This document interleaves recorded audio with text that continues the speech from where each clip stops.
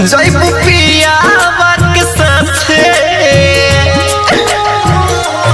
सेनुर पड़ी तुहरा माथे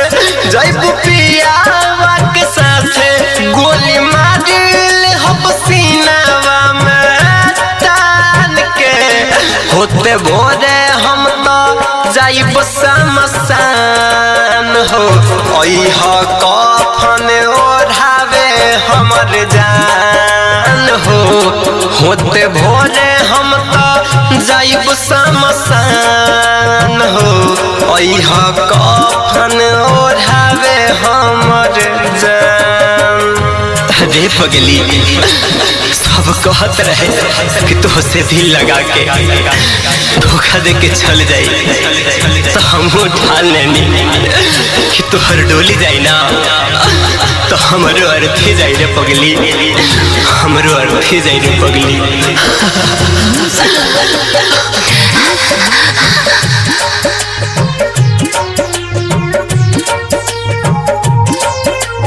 अमन रिकॉर्डिंग स्टूडियो दिल्ली।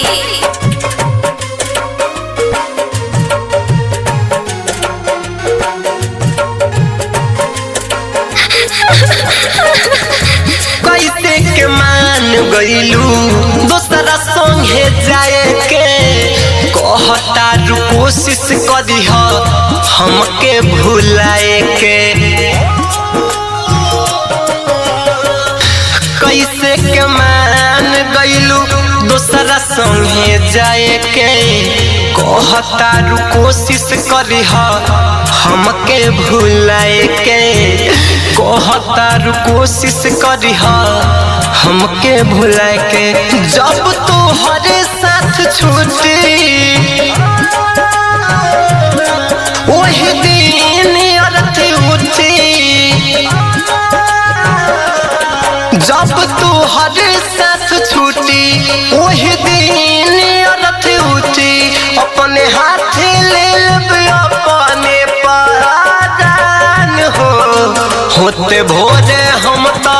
जाइब शमशान हो ओह कफन ओढ़ावे हमर जान हो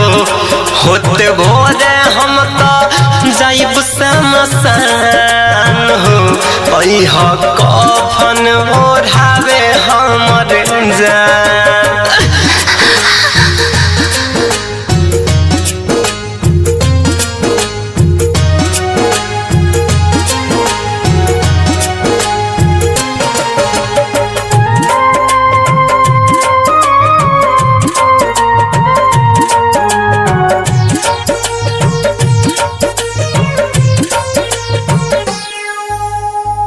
देखे नाही पैबू तू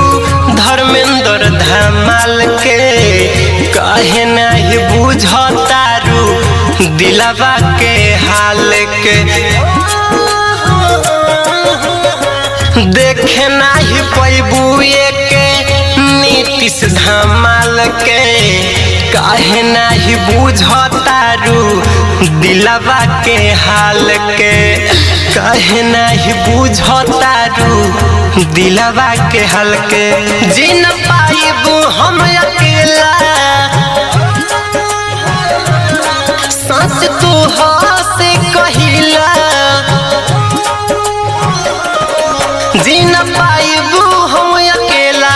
सच तू से कहिला अपना हाथावा में लिखी खून से हमारे नाम हो होते भोरे जाइबू हम तो शमशान हो ओह कफन ओढ़ावे हमर जान हो होते भोरे हम तो जाइब शमशान हो ओह कफन ओढ़ावे हमर। अमन रिकॉर्डिंग स्टूडियो दिल्ली।